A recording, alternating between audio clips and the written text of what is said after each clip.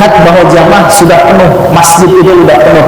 Beliau berusaha untuk masuk ke masjid, namun kelihatan oleh penguasa langsung beliau mengatakan, itu yang dari Tasik, itu yang dari Ciawi, nggak usah, kan sudah ditalkin, sudah aja, cukup. Padahal ditalkinnya di dalam apa?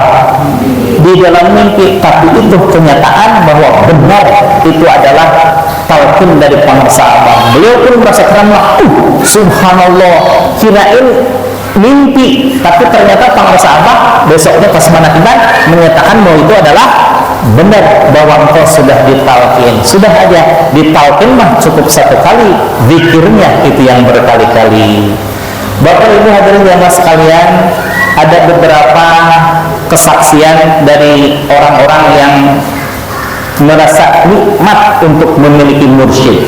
Yang pertama, ketika di alam dunia, sudah pasti ya, di alam dunia ini kita mendapatkan bimbingan secara rohani maupun secara fisik seperti ini dari orang-orang yang bisa saja itu adalah pesan dari penguasa abah melalui mulut seseorang, dari mulut mubalik PKN, dari mulut para wakil-wakil talqin, dari para pengurus yayasan dan lain sebagainya. Itu adalah insya Allah hakikatnya suara dari penguasa abah. Yang kedua, ketika akan menghadapi sakaratul maut, bahwa seseorang yang sudah memiliki mursyid insya Allah akan didampingi oleh seorang mursyid, karena memang salah satu tugas dari mursyid adalah menghantarkan ruhaniyah seorang murid ke hadrat ilahiyah. Apalagi di saat-saat akan melepas nyawa, yang itu adalah pertarungan antara hidup dan mati, pertarungan antara keimanan dalam menghadapi banyaknya godaan syaitan. Karena dikatakan ketika seseorang sakaratul maut, 400 syaitan berusaha mendatanginya dengan menyerupai orang-orang yang dicintainya untuk melepaskan keimanan dari orang tersebut. Nah, diceritakan di zaman penguasa abah sepuh itu, penguasa abah sepuh memiliki seorang ikhwan yang namanya Aki Anta. Kebetulan Aki Anta ini kalau di kampung apa namanya, yang suka mengurusi jenazah, apa?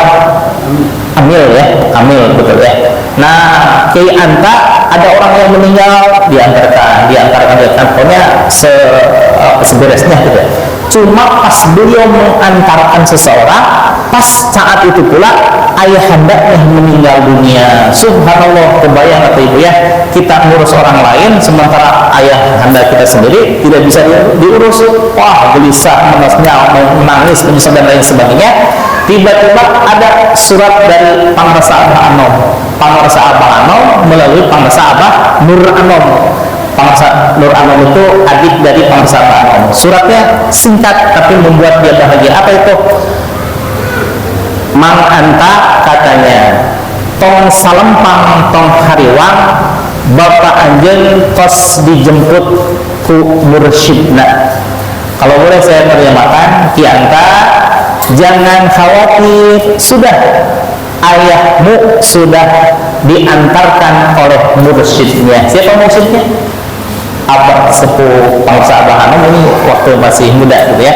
Maka gembiralah hati Aki Anta melihat dan mendapat kabar bahwa ternyata ayahandanya sudah diantarkan oleh penguasa abah sepuh. Alhamdulillah. Satu lagi, ketika seseorang sudah ada di alam kubur, namun ini mah kita lewat beberapa mursyid, kisah tentang Tuan Syekh Abdul Qadir Al-Jailani.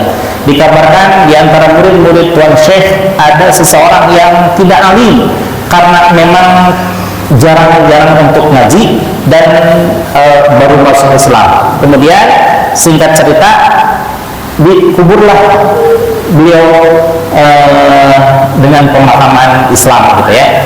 Kemudian ditanya oleh malaikat maut, man rabbuka? Jawabnya seharusnya apa? Allahu Rabbi, Allah Tuhanku. Tapi mohon maaf, dia mengatakan yang dia tahu hanya siapa?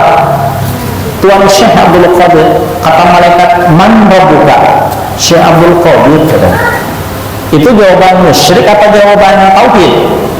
Seharusnya jawaban musyrik, tapi karena ini orang hanya mengenal sosok Syekh Abdul Qadir, baru masuk Islam dan belum pernah ngaji, karena yang dikenal oleh dia itu Syekh Abdul Qadir, maka terucap oleh mulutnya adalah Syekh Abdul Qadir. Man nabiyuka? Siapa nabimu? Syekh Abdul Qadir. Jawabannya salah apa benar? Salah. Waman imamuka? Siapa imammu? Waman ikhwanuka? Siapa saudara-saudaramu? Wa aina kiblatuka? Di mana kiblatmu? Dia menjawab Syekh Abdul Qadir, Syekh Abdul Qadir, Syekh Abdul Qadir. Saat itu datanglah malaikat kepada Allah untuk laporan, ya Allah, ada hambamu yang aku tanya di alam kubur, tapi jawabannya bukan engkau, bukan Nabi Muhammad, bukan Al-Quran, bukan kaum muslimin, tapi semua yang di pertanyaan aku dijawab dengan Syekh Abdul Qadir. Kata Allah, oh itu mah hambaku yang khusus, tuh ada gurunya, silakan kamu datang lagi ke sana, kata Allah kepada malakul maut. Ketika datang, ada Tuan Syekh di situ. Malakul maut, itu muridku yang baru masuk Islam, itu muridku belum pernah ngaji, dia hanya tahu saya. Sekarang dia menyebut-nyebut nama saya, maka saya yang akan menjawab pertanyaanmu. Sini, kamu mau nanya apa? Aku lah, ditanya seperti itu, malaikat bergetar gitu ya, menghadapi Syekh Abdul Qadir. Wah, ini makhluk khusus katanya, murid-murid khusus katanya. Kemudian laporan lagi kepada Allah, ya Allah, itu ada Syekh Abdul Qadir mau ditanya sama aku. Alhamdulillah, udah nggak usah ditanya lagi kayak itu mah jalan orang-orang yang selamat katanya. Satu lagi, ketika Syekh Abdul Qadir Al-Jailani dikatakan di dalam manqabat Tuan Syekh Abdul Qadir Al-Jailani bahwa di akhirat nanti Tuan Syekh tidak akan bergeser sedikit pun di depan pintu neraka. Untuk apa? Untuk menjaga murid-muridnya supaya jangan terpleset ke neraka. Subhanallah ya.